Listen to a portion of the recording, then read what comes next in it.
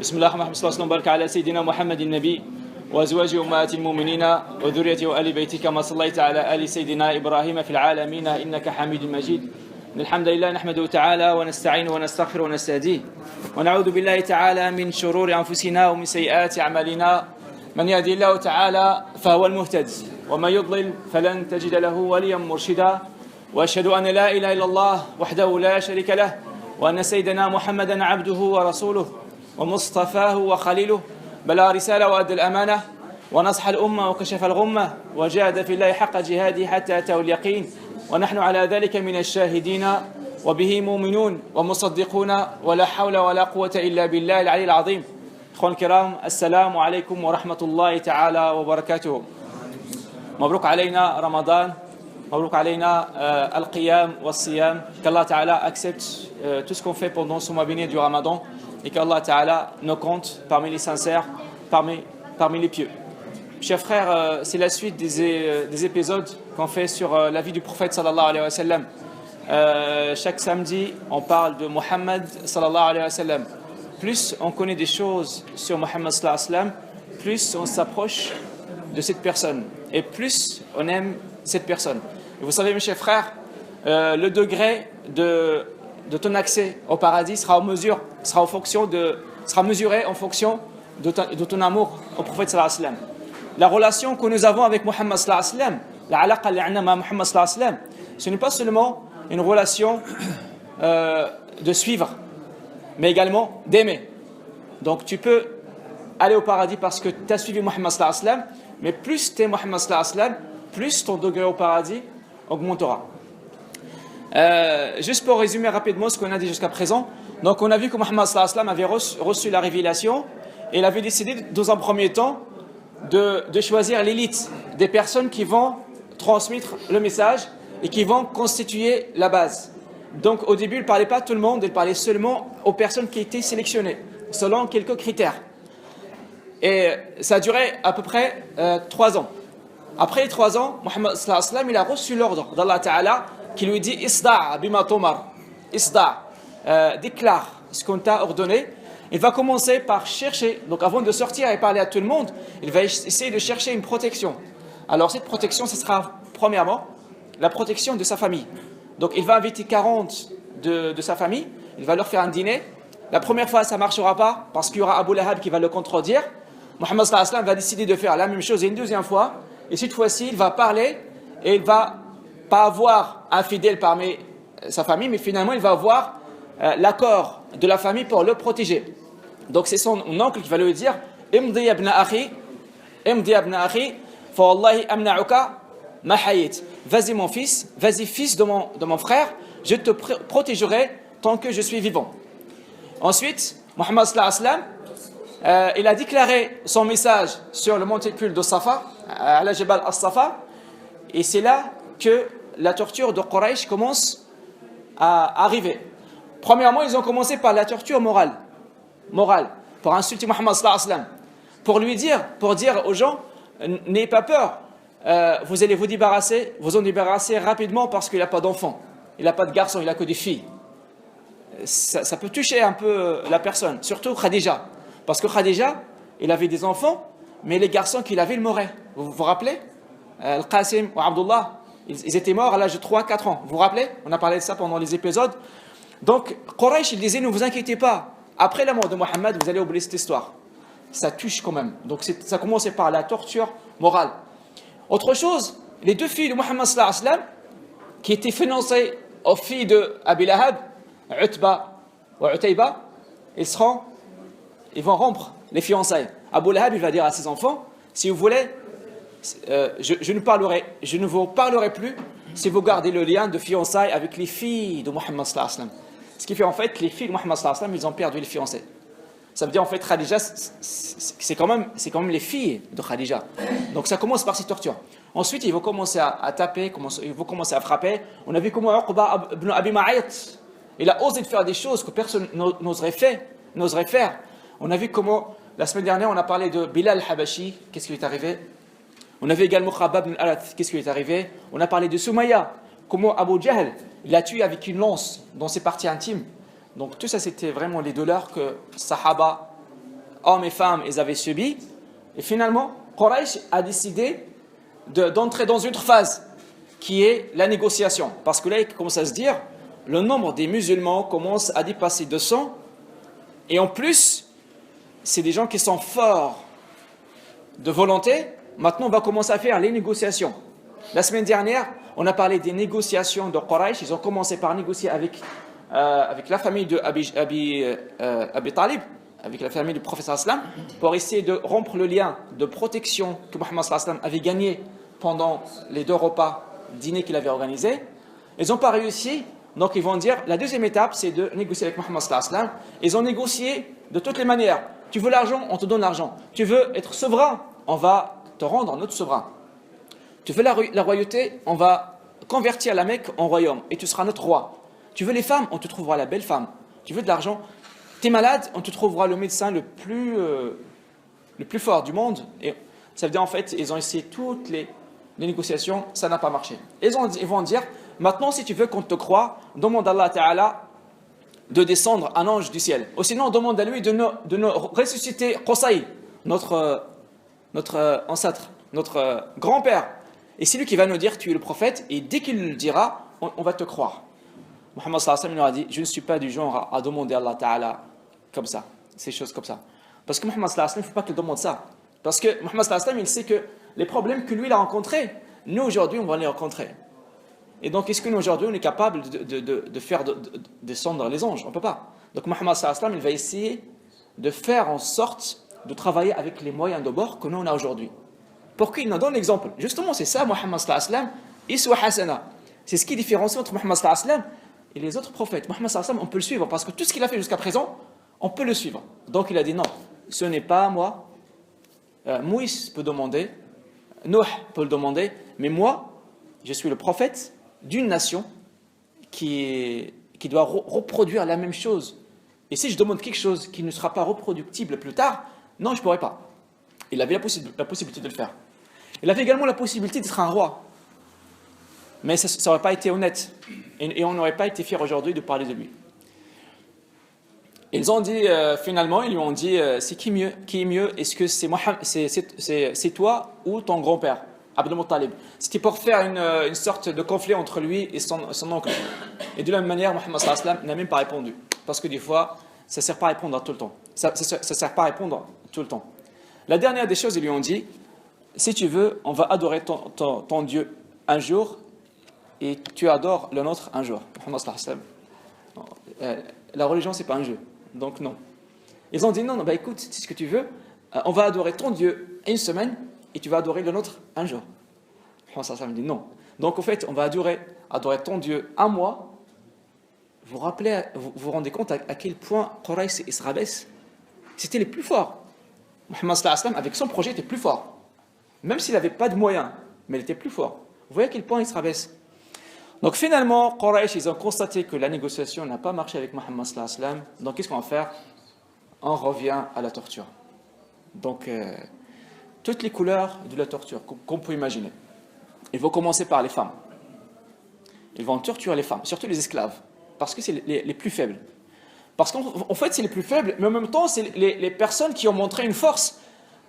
N'oubliez pas que Khadija, c'est elle qui a aidé Muhammad sallallahu alayhi wa sallam. N'oubliez pas que Omar ibn Khattab, qui s'est converti il y a 2 semaines, dans l'épisode il y a 2 semaines, c'était grâce à son esclave. Et en même temps, grâce également à sa sœur.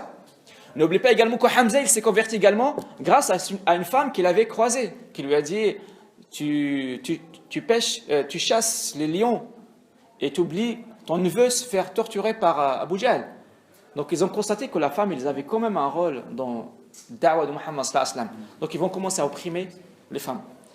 Les exemples, on a déjà parlé de Soumaïa, donc il y a aussi Nahdiya, il y a Abs. C'était des exemples de femmes qui ont été torturées. Nadia, en fait, Abu Jahl, il l'a tapé jusqu'au point où il avait perdu la vue. Et est devenu aveugle, à force de la frapper. Donc Nadia, Abs, Zinira, plein de femmes qui ont subi la torture. Et pas seulement les femmes, mais également les jeunes hommes qui avaient suivi Muhammad sallallahu alayhi wa sallam. Mus'ab ibn Umair, c'était l'exemple de l'élégance Fimaka. tout le temps, en fait, il s'habillait des vêtements qui n'étaient pas à la Mecque, qui étaient tout le temps de l'export, qui venaient de Cham. Il avait un parfum, la senteur du parfum est restée même s'il passe. Et en fait, il passe par une rue, et la senteur de son parfum est restée. Et Moussa ibn Umayr va devenir musulman, et sa femme, qui était riche, ne sera pas contente.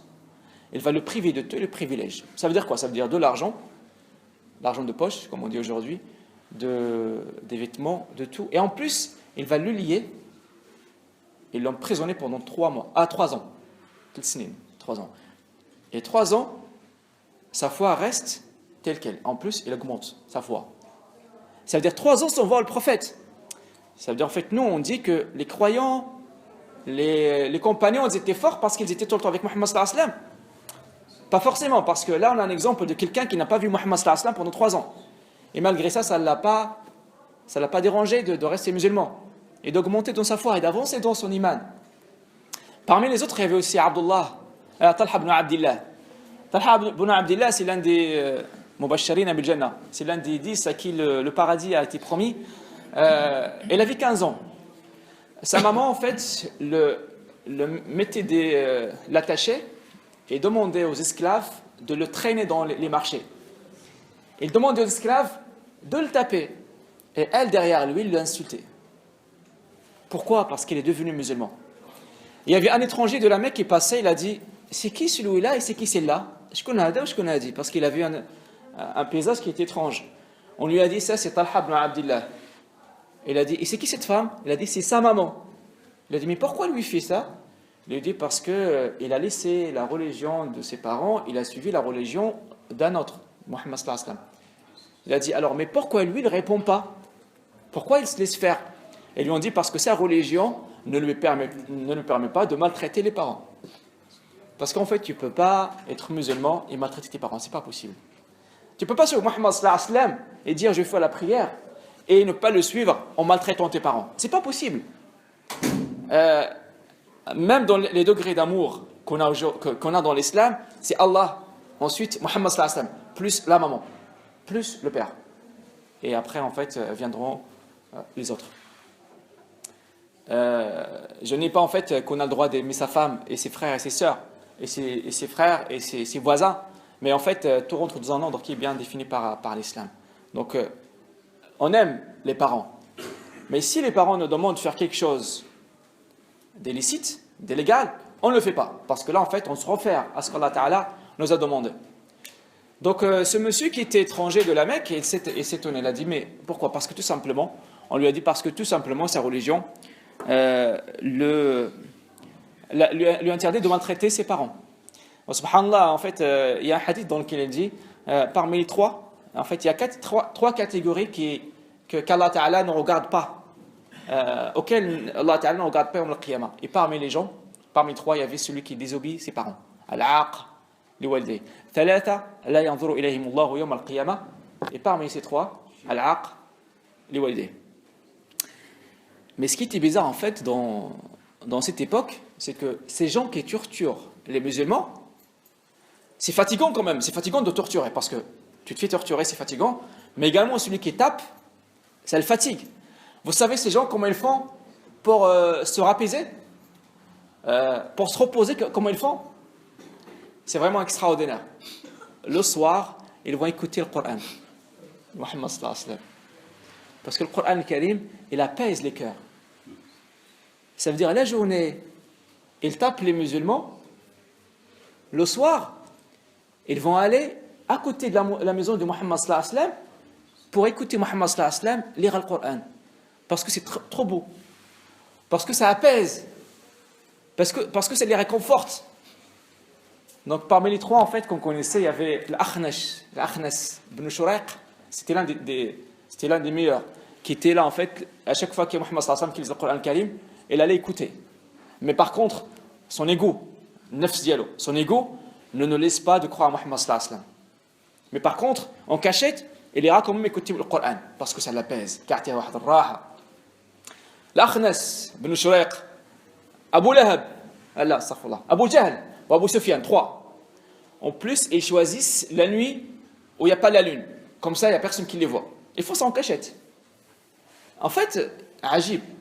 Donc, ils s'approchent de la maison du prophète sallam, les trois. Il n'y a personne. Même les trois, ils ne savent pas qu'il y a les autres. Donc, chacun, il arrive à côté de la fenêtre de Muhammad sallam ou la porte de Muhammad sallam, parce que Muhammad sallam, il avait un rendez-vous chaque matin. Et justement, Muhammad sallam, il avait un rendez-vous chaque matin avec Qiyam Layl. Et justement, tous les élus d'Allah, awliya Allah, ils ont tous et toutes un rendez-vous avec Allah Ta'ala qabl al-fajr. Awliya Allah, ils se réveillent le matin avant le fajr pour faire Qiyam Layl, pour faire le dhikr, pour qira'at al-Qur'an.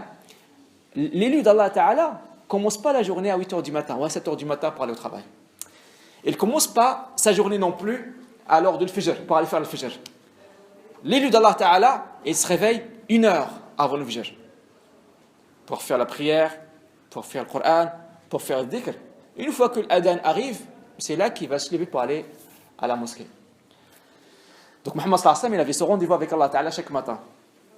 Les trois fameux, chaque matin, ils vont aller, chaque nuit où il n'y a pas de lune, où il fait sombre, ils vont aller écouter Muhammad sallallahu alayhi wa sallam lire le Coran Karim. Ils vont écouter soigneusement.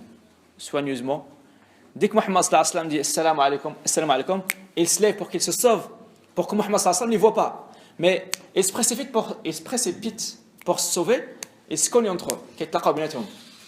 Ah, c'est qui là? C'est qui? Ah, moi, Abu Sufyan. Et toi, t'es qui? C'est qui toi? Abu Jahl. Qu'est-ce que vous faites là? On est juste de passage. Ah, on est juste de passage. Ok, très bien. Bon. Le lendemain, ils vont revenir les trois pour écouter Muhammad sallallahu alayhi wa sallam. Et dès que Muhammad sallallahu alayhi wa sallam dit assalamu alaikum, tout le monde veut se sauver, ils vont encore se cogner. Ah, c'est qui là? C'est Abu Jahl. Qu'est-ce qu'on fait là? De passage. De passage? Non, de passage. On vient plus? Ok, on vient plus. Parce qu'en fait, chacun, il sait pourquoi l'autre vient. Chacun, il a peur que l'autre devienne musulman. L'ego, nafs. Le lendemain, la même chose. Et là, en fait, ils vont mettre les mains dans les mains. Naqsmu billah, on jure, plus personne ne vient. Ils ne peuvent pas, parce que le Coran Karim, Adama, nous, en fait, peut-être on ressent pas la beauté du Coran. Allah alam, pourquoi? Parce qu'en fait, on ne fait pas d'effort. Parce que la langue arabe est très difficile. Allah alam. Mais les mécréants, ils avaient cette possibilité de déguster le Coran Karim, subhanallah. Donc ils vont mettre la main dans la main, l'Akhnas bin Shurayq, Abu Jahl, Abu Sufyan, on jure, نحلفوا ما تجيش. Et malgré ça, ils vont revenir. لأن القرآن الكريم يعني جميل. Et malgré ça, en fait, il veut quand même continuer à torturer les compagnons de Muhammad sallallahu alayhi wa sallam. Il y avait des compagnons qu'on avait tapés et en fait, qui ne pouvaient même pas se mettre debout, à force des coups et de maltraitance qu'il avait subi. Il y avait d'autres, en fait, qui ne pouvaient même plus s'asseoir. Il y avait des gens qui rampaient, qui marchaient à 4 pattes. Il y avait même des gens qui ont fini par renier l'islam, parce que c'était trop fort. À un moment, en fait, on a ramené Anan, on a dit à quelqu'un qu'on torturait, insulte Mohammed. Il a insulté. C'est qui mieux, cette bête ou ton Dieu? Il a dit cette bête. Parce que c'était trop fort. Il ne faut pas croire que Sahaba, c'était des gens en fer, hadid, du fer. C'était des êtres humains comme nous. Et Ammar, il a été voir le prophète, il lui a dit, ils m'ont torturé jusqu'à ce que je t'ai insulté. Muhammad sallallahu alayhi wa sallam lui a dit, alors comment tu trouves ton cœur? Il lui a dit, il est apaisé avec la foi. Il lui a dit, c'est pas grave. Ce qu'il te demande, tu peux le dire. Même s'il te demande d'insulter, tu m'insultes, c'est pas grave. Du moment que ton cœur, il est apaisé. Il est apaisé. مادام قلبك مطمئن بالإيمان.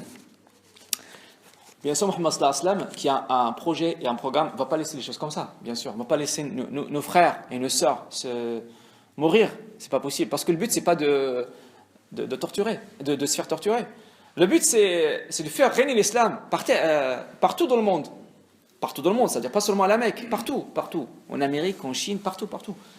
Donc là, si on reste comme ça, en fait, ils vont tuer les compagnons. Muhammad sallallahu alayhi wa sallam va rester tout seul. Muhammad sallallahu alayhi wa sallam, il va inventer une autre chose. Il va penser à l'internationalisation de la cause. En fait, on pense des fois que Mohammed sallallahu alayhi wa sallam, c'était juste quelqu'un débutant qui faisait juste l'appel, venez vous faire la prière. Non, Mohammed sallallahu alayhi wa sallam, il avait une stratégie. Vous savez, aujourd'hui, quand tu as un problème avec un président d'État ou un roi, tu as le droit d'aller voir le tribunal international. C'est ce qu'il a fait Mohammed sallallahu alayhi wa sallam, en quelque sorte. Il va dire à ses compagnons, il y a une terre de justice dans laquelle il y a un roi qui ne commet pas d'injustice. Allez-y en Éthiopie. Donc il va ordonner à ses compagnons d'aller à Al-Habasha, l'Éthiopie. C'était vraiment une invention, quelque chose de pas normal, d'extraordinaire. Parce que les gens makkites, en fait, bien sûr qu'ils voyageaient, mais ils voyageaient seulement pour le commerce, ils revenaient. Les gens de Makkite, ils étaient trop attachés à leur terre. Mais Mohammed sallallahu alayhi wa sallam, le fait de penser à ça, ça veut dire en fait il avait une pensée plus internationale. C'était pas en fait, il ne voyait pas seulement là où il posait ses pieds, mais il voyait plus large. Il a dit à ses compagnons, il y a une terre quelque part qui s'appelle l'Éthiopie, allez-y là-bas parce qu'il y a un roi qui ne commet pas d'injustice. Moi je peux poser des questions. Pourquoi le Habasha? Pourquoi l'Éthiopie? Tout en sachant en fait que l'Éthiopie c'est un autre continent. Parce que la Mecque c'est l'Asie, l'Éthiopie c'est l'Afrique. Et en plus... Hein? C'est l'Abyssinie, pas l'Éthiopie. Le Habasha. Hein? C'est en Afrique. Donc ce qui est fait, en fait c'est deux continents, l'Afrique et l'Asie. Et en plus entre les deux il y a la mer. Il y a la mer, la mer Rouge. Ça veut dire en fait, il va inventer quelque chose qui n'était pas concevable. Mais Mohammed sallallahu alayhi wa sallam n'a pas de limite. Mais pourquoi en fait il va choisir le Habasha? Alash, qui peut m'en répondre?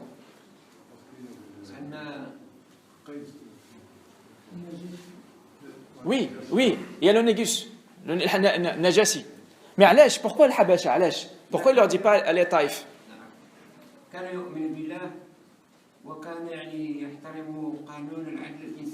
Justement. Alors en fait,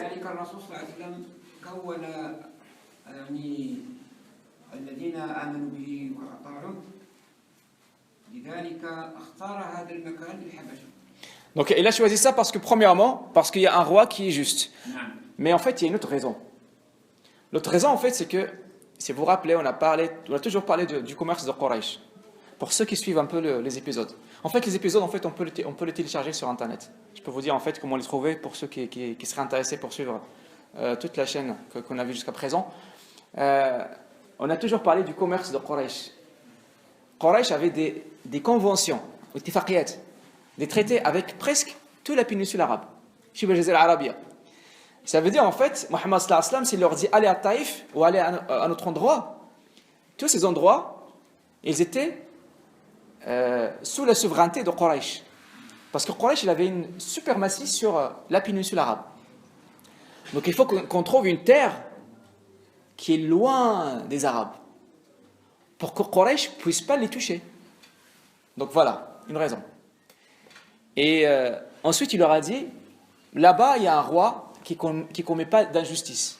Comment Mohammed sallallahu alayhi wa sallam, il a su ça? La révélation, le wahi. C'est Jibril qui est venu pour lui dire, non, c'est pas le wahi.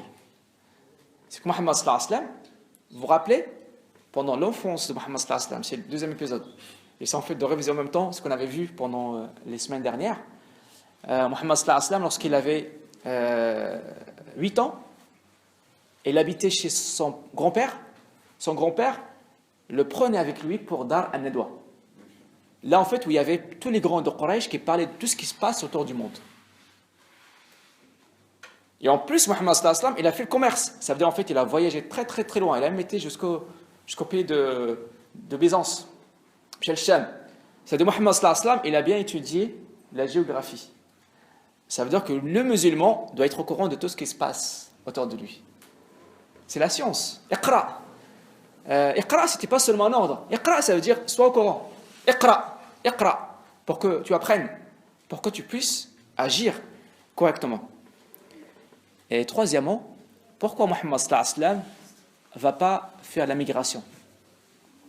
Parce que plus tard, il y aura la migration à Médine. من بعد غتكون الهجرة إلى المدينة. Et là, Mohammed sallallahu alayhi wa sallam, il ira avec eux.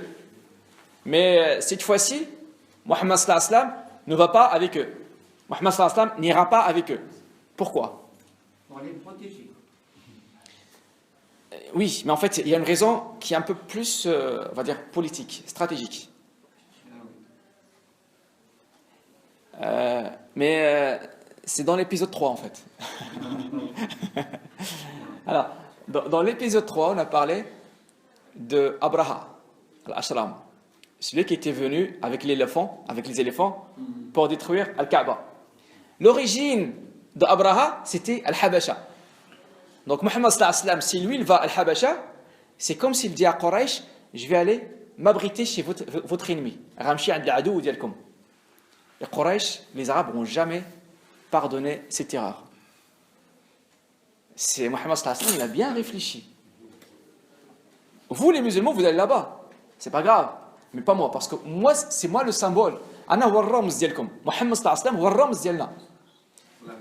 Huwa memshi jtma. Parce que s'il va là-bas, c'est comme si il va chercher la protection auprès de l'ennemi de Quraysh. C'est vrai que Abraha il est mort, mais c'est le pays d'origine d'Abraha. Donc Mohammed sallallahu alayhi wa sallam voyagera pas avec eux. Et en plus de ça, la migration, c'est pas pour se sauver. Parce que beaucoup de personnes vont croire, comme Mohammed sallallahu alayhi wa sallam, que les musulmans vont migrer à Al-Habasha pour se sauver. Parce qu'en fait, ils avaient peur. Finalement, non. C'est pas parce qu'ils avaient peur. Vous savez, en fait, quand vous avez des œufs, on dit qu'il ne faut pas mettre tous les œufs dans le même panier. Parce que si un panier se casse, il faut qu'on fasse en sorte qu'on a quand même un panier où il y a des œufs. Donc, Mohammed sallallahu alayhi wa sallam, il voulait mettre une partie des musulmans à la Mecque et une autre à Al-Habasha. Pour que Quraysh soit dispersé, il ne sait plus quoi faire. Et même si on tue tous les musulmans de la Mecque, au moins il y aura des musulmans quelque part qui vont reprendre le relais. Donc c'était ça en fait la philosophie derrière la migration. C'était pas en fait l'histoire des gens qui se sauvent. ماشي كانوا خايفين بالعكس ما كانوش خايفين. Ils n'avaient pas peur. Je vais vous donner l'argument. Pourquoi ils n'avaient pas peur? Parce que pourquoi en fait ils avaient migré pas par peur? Si on prend juste la liste des personnes qui ont migré, déjà en fait ils étaient combien? Il y avait 100 personnes. Mais à Chars, 100 personnes, ils ont fait la migration sur un total de 300 musulmans qui étaient à la Mecque à l'époque. Ça veut dire le tiers. Ça veut dire c'est comme si Mohammed sallallahu alayhi wa sallam, il va conserver le tiers quelque part. En plus, il va leur dire allez là-bas et restez jusqu'à ce que je vous dise revenez. Vous savez, après combien de temps il leur a dit de revenir? À votre avis, de combien de temps ils ont resté là-bas? 3 mois? 3 ans. 3 ans? 15 ans. 15 ans en Éthiopie, en Habasha. 15 ans.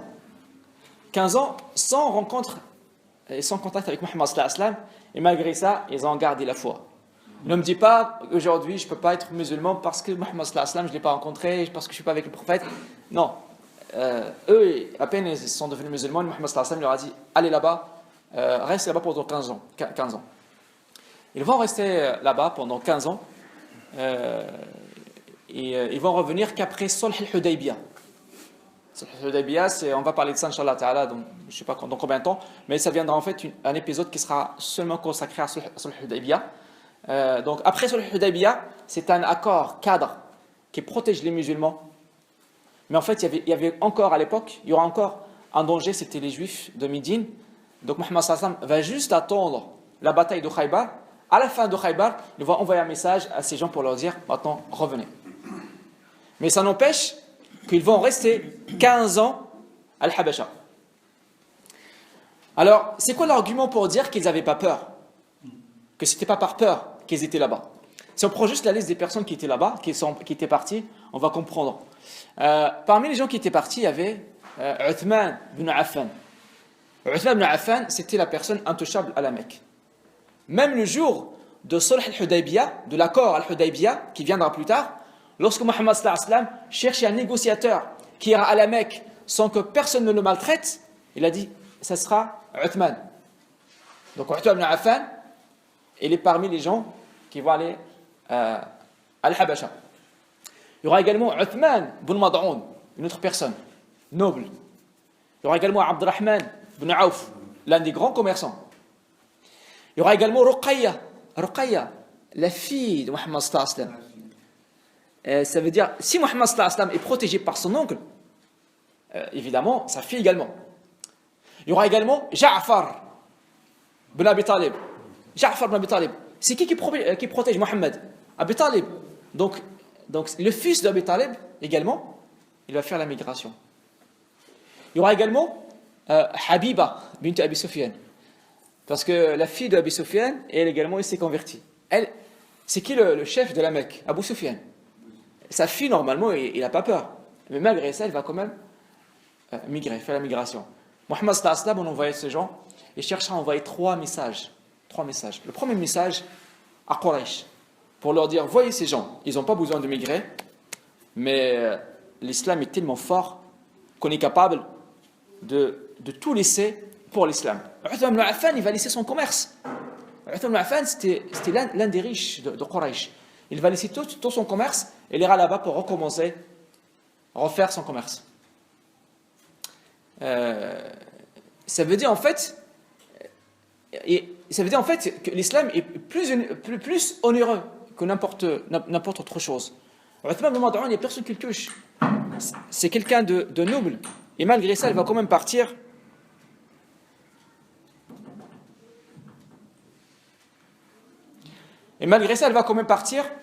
Avec ses frères et sœurs. Donc ça, c'est un premier message à Quraysh. Le deuxième message, c'est pour le Négus, Najashi, Habasha. Pour leur dire, en fait, je t'envoie des gens, mais je ne t'envoie pas que les faibles. Tu vas voir également, il y a des nobles. C'est en fait pour donner plus pas une valeur, mais plus une grandeur à ce groupe que je t'envoie. Et troisièmement, un message aux fidèles qui sont pauvres, pour leur dire, même si vous êtes pauvres, je suis avec vous. La preuve, il y a ma fille Ruqayya qui est avec vous. Donc en fait, ce qu'il a fait Mohammed sallallahu alayhi wa sallam, il va quand même bouleverser Quraysh. Parce que Quraysh, en fait, maintenant, il va se dire, maintenant l'affaire, elle est internationale. C'est plus local. Ils vont même aller plus loin pour se dire, ça se trouve, Mohammed sallallahu alayhi wa sallam, les musulmans vont revenir avec l'armée de Najashi pour le tuer. Et tout ça, tout est possible. Mohammed sallallahu alayhi wa sallam, bien sûr, ne va pas faire ça. Mais Quraysh, il ne le sait pas. Donc, il les a perturbés. Mais Quraysh, il va dire, c'est pas grave. Parce que nous parmi nous, il y a Amr ibn al-As. Amr ibn al-As, c'est l'ami de Najashi. C'est un ami de Négus. On va lui demander d'aller faire... on va lui demander de faire un voyage et d'aller voir Najashi et lui demander de restituer ces gens. Pour eux, c'était simple. C'est comme si Mohammed sallallahu alayhi wa sallam n'a pas bien réfléchi dans cette affaire. Quraysh, il va réunir les cadeaux, beaucoup de cadeaux qu'ils vont envoyer au Négus, et pas seulement au Négus, pas seulement à Najashi, mais même aux évêques et à la cour du roi, ça veut dire al-Hashiya. Donc, il va arriver Abdullah ibn Abi Rabi'a avec Amr ibn al-As. Ils vont arriver à Al-Habasha. Ils vont donner les cadeaux à tout le monde. Ils vont également donner des cadeaux à Najashi. Vous imaginez en fait des amis qui se rencontrent. Amr ibn al-As et Négus, Najashi, c'est deux amis qui se rencontrent. Comment vas-tu? Donc, vous imaginez en fait la rencontre. Et là, Amr ibn al-As, il va annoncer le sujet. Il va lui dire en fait, il y a on a qu'à c'est bien. Il y a des gamins. Il y a des gamins qui ont laissé leur terre et qui ont quitté notre religion et n'ont pas embrassé la tienne. Ils ont suivi notre religion. Ils ont quitté leurs parents et leurs mères et leurs oncles qui les pleurent jusqu'à présent. Et c'est eux qui m'ont envoyé pour les restituer. La cour du roi, il a dit, ouais, t'as raison. Bien sûr, bah oui, parce qu'ils ont reçu les cadeaux, c'est normal. Donc tout le monde a dit ok. Mais Najashi, il a dit quoi? Mais n'oubliez pas que Muhammad sallallahu alayhi wa sallam, il a dit, c'est un roi qui ne commet pas d'injustice. Muhammad sallallahu alayhi wa sallam, il ne peut pas se tromper. Ah, Najashi leur a dit, je ne peux décider rien sans entendre leur version. Et là, Najashi, il va demander de les convier, de les faire venir. Faites venir ces musulmans. Les musulmans, ils vont être invités, ils vont être conviés, mais ils ne savent pas pourquoi. Ils ne savent pas pourquoi. Donc imaginez, ils vont rentrer au palais du roi, imaginez la surprise. Ils rentrent, il y a le roi et Amr ibn al-As à côté de lui. La surprise. En plus, Amr ibn al-As, il est bien assis à côté de Najashi, vraiment, il a vraiment réglé l'affaire. Pour lui, c'était bien... C'est une histoire de 5 minutes, on prendra ces gamins, on va les tuer, on va leur faire, je ne sais pas, qu'est-ce qu'on va leur faire. Najashi, il va leur poser la question. Il leur a dit, j'ai appris que vous avez quitté votre religion et vous n'avez pas suivi la mienne et que vous avez quitté votre terre et vous êtes venus s'installer chez moi. Qu'est-ce que vous en dites? Donc là, il faut parler. En plus, il faut parler d'une manière concise. En fait, des fois, c'est vraiment une chance. Tu dois parler en 5 minutes, tu dois... Dans 5 minutes, tu dois tout résumer. Parce que là, en fait, le roi va décider. Est-ce qu'il va nous garder? Est-ce qu'il va garder les musulmans? Ou il va ordonner qu'on parte avec Amr ibn al-As. Amr ibn al-As, plus tard, quelques années plus tard, il va être musulman. Juste pour la petite histoire. Il sera musulman plus tard. Mais pour l'instant, c'est vraiment un mécréant qui était acharné contre l'islam. Donc les musulmans sont tous là. Mais en fait, n'oubliez pas qu'avant de venir là, ils étaient passés par la maison de l'Arqam. L'académie que Muhammad sallallahu alayhi wa sallam avait construit, avait ouvert pour apprendre le dialogue, pour apprendre le vivre avec l'autre, pour apprendre comment se défendre, pour apprendre l'islam. Et justement, en fait, avant que ces gens fassent la migration, il y avait 2 sourates qui étaient descendues, qui étaient révélées. C'était sourate Maryam et sourate Al-Kahf. Pourquoi Maryam? Marie, c'est les chrétiens. C'est comme si Allah Ta'ala préparait ces gens pour avoir quelque chose en commun avec la terre d'accueil. Maryam. Et bien sûr Al-Kahf, parce que dans le Kahf, on voit l'histoire des personnes, des fidèles, des jeunes fidèles qui avaient quitté chez eux et qui sont abrités dans une grotte. Ça ressemble un petit peu aux musulmans qui vont quitter la Mecque pour aller s'abriter quelque part, à Al-Habasha. Donc là, qui va parler, parce qu'il faut que quelqu'un parle. Bien sûr, les musulmans, ils sont organisés. Ils ne vont pas parler tous à la fois. Parce que ce qui se passe aujourd'hui, dès que tu poses une question, tout le monde se lance pour parler. Finalement, il n'y a personne qui parle. Tout le monde parle en même temps, on n'a rien compris. Et le roi va dire, ok, vous n'êtes pas organisés, ok. Ouais, Amr ibn al-As, tu les prends avec toi, c'est pas grave. Qui va parler en fait? Celui qui va parler finalement, c'est Ja'far. Ce n'est pas Uthman ibn Affan, mais c'est Ja'far. Allez, Ja'far. Pourquoi Ja'far? Et en fait, aujourd'hui, je vais faire que poser des questions. Ja'far, parce que Ja'far, c'est le petit-fils de Abd al-Muttalib. L'histoire, l'épisode numéro 3. Abraha, il arrive avec l'éléphant. La seule personne qui est venue pour faire face à Abraha, c'était Abd al-Muttalib. Donc Ja'far ibn Abd al-Muttalib, il va se présenter pour dire, je suis le petit-fils de celui qui s'est mis en face de l'ancien roi. Donc ça veut dire en fait, je représente une histoire. Je représente l'histoire. Je représente quelque chose qui a de la valeur. Et aussi parce que je suis le cousin de Muhammad sallallahu alayhi wa sallam. Et aussi parce que je viens d'une famille noble. En 5 minutes, il doit résumer l'islam. S'il commence à rentrer dans les détails, Najashi il va avoir envie de dormir.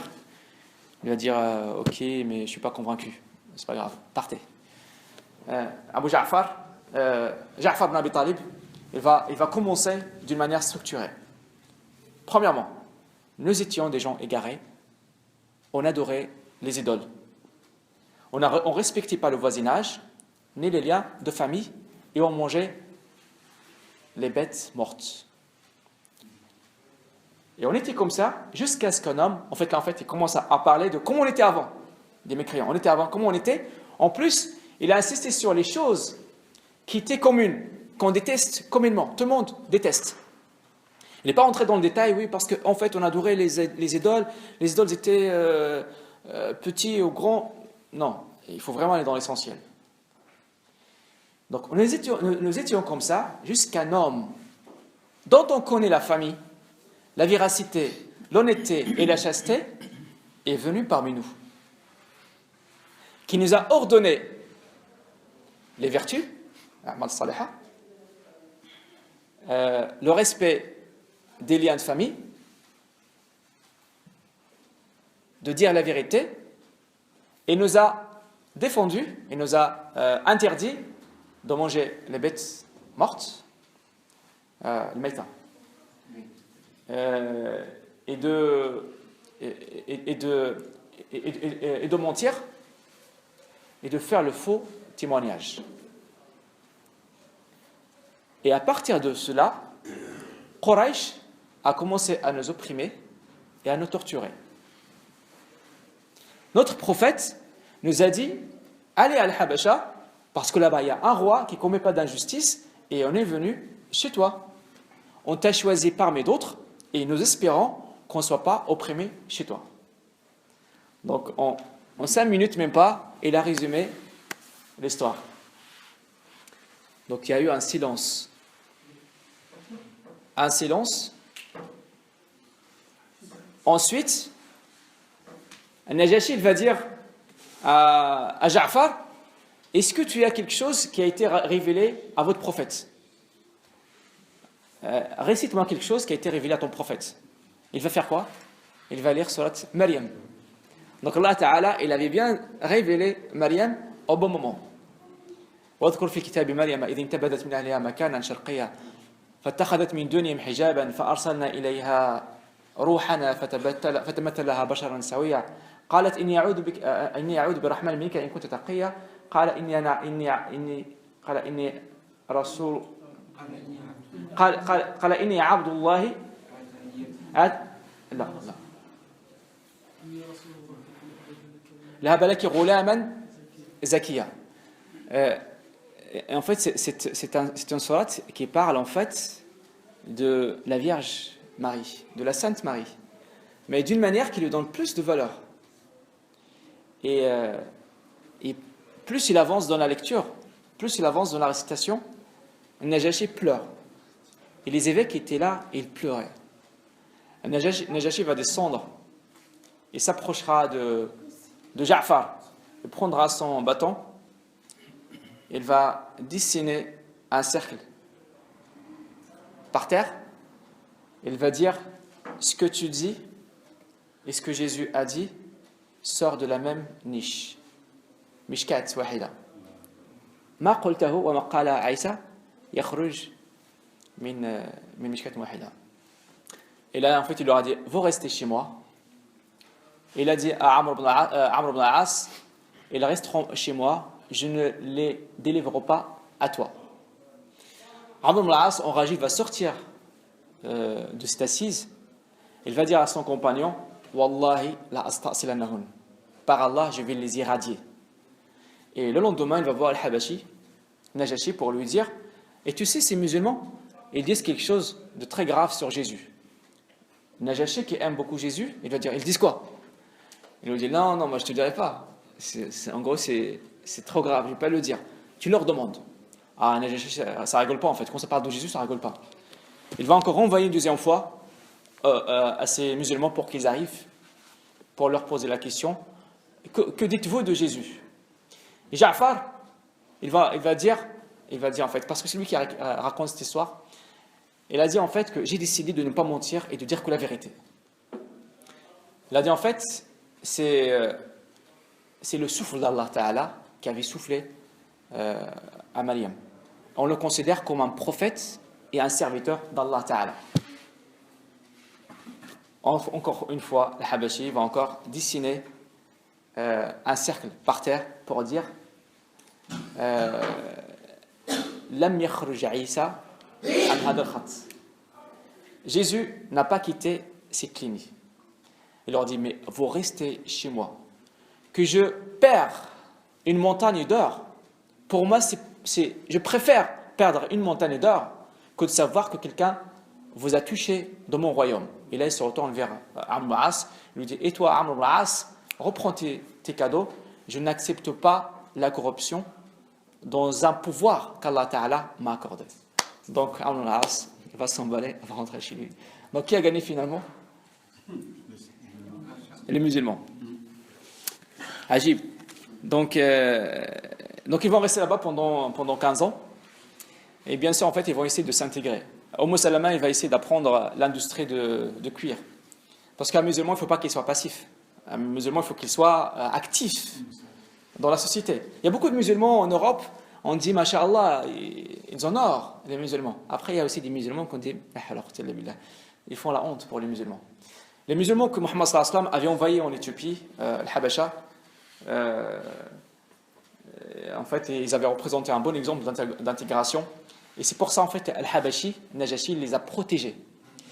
Ils ont même causé un problème, al-Habashi.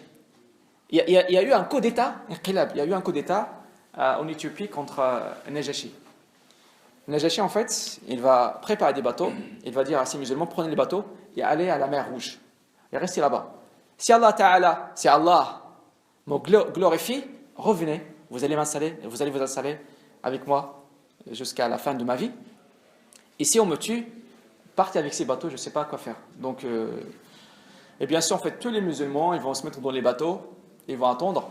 Il y a Abdullah ibn Zubayr, en fait, il était très fort. Donc, en fait, lui, il va faire à la nage, il va traverser la mer, à chaque fois pour aller voir ce qui se passe, il va revenir pour informer. Bien sûr, il ne va pas traverser toute la mer, on est bien d'accord. Mais les bateaux, ils n'étaient pas de l'autre côté, ils étaient quelque part au milieu de la mer, quelque part. Donc Abdullah ibn Zubayr, à la nage, il va faire les allers-retours pour voir ce qui se passe. Et finalement, il va voir que c'est le Najashi qui a gagné. Donc il va revenir pour dire aux musulmans, revenez, le Najashi a gagné. Donc ils vont rester là-bas pendant 15 jours. Le Najashi, finalement, il va devenir musulman, bien sûr. Et c'est lui qui va être la cause de l'islam d'Amr ibn al-As. Amr ibn al-As, maintenant, qui est venu chercher les musulmans, à la fin de sa vie, plus tard, il sera musulman, parce qu'à force de fréquenter Najashi, c'est Najashi qui va l'influencer.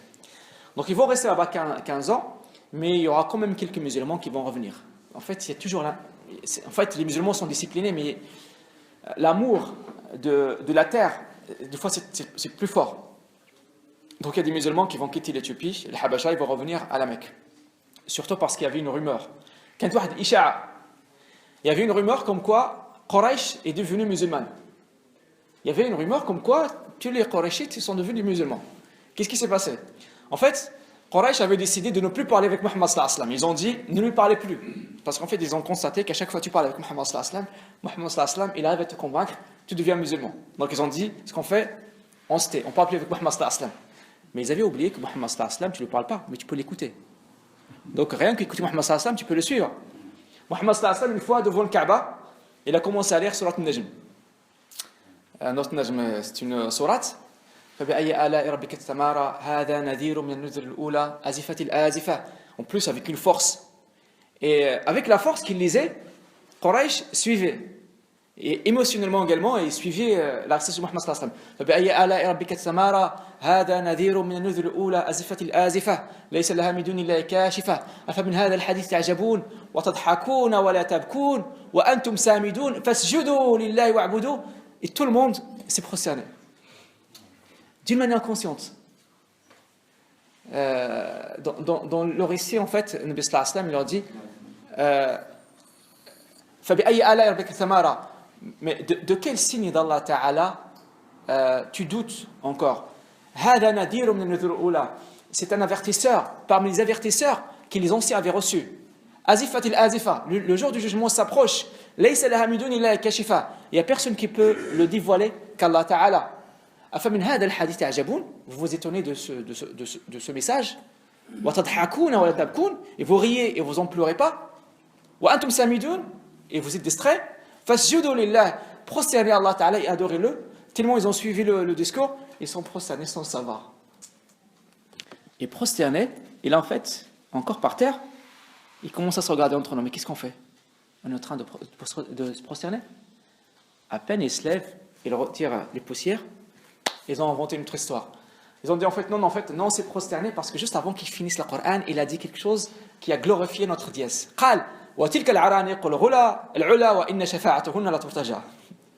Ils ont dit, pourquoi on s'est prosterné? Parce que juste avant qu'il finisse le Coran, il a dit, mais si dièse glorieuse, leur intercession, c'est ce que je veux. C'est pour ça que nous on s'est prosterné. En fait, ils voulaient dire qu'on ne s'est pas prosterné pour le Coran, mais on s'est prosterné parce que il a dit le bien, il a dit du bien sur... C'est des menteurs, l'ego. Mais ça n'empêche que leur rumeur a circulé, que tout le monde a entendu de cette prosternation, et beaucoup de musulmans, beaucoup de personnes, ils ont cru que la Mecque s'est convertie à l'islam. Et d'ailleurs, en fait, il y avait quelques musulmans de l'Habasha qui ont cru à ça, qui sont revenus. Mais je ne vous raconte pas, en revenant, la torture qu'ils leur ont subie. C'est une torture incroyable. Vous êtes sauvés, vous pensez que vous étiez sauvés. En plus, vous avez foutu la honte à Amr ibn al-As. Et en fait, toute la vengeance, ils l'auront fait. Parmi les gens qui étaient revenus, il y avait Uthman ibn Mad'un. Uthman ibn Mad'un, c'était le cousin de Khalid ibn Walid. Ça veut dire en fait, son oncle c'est le Walid ibn Mughira, c'est l'un des grands de Quraysh. Et la coutume à la Mecque à l'époque, lorsqu'un noble, quelqu'un de grandeur à la Mecque, il dit cette personne elle est sous ma protection, personne ne va la toucher. Donc le Walid, lorsqu'il a vu Uthman ibn Mad'un revenir, il a dit toi tu es sous ma protection, donc personne ne te touche. Mais tous les autres musulmans, il n'y avait personne qui le protège, donc ils se faisaient torturer tout le temps.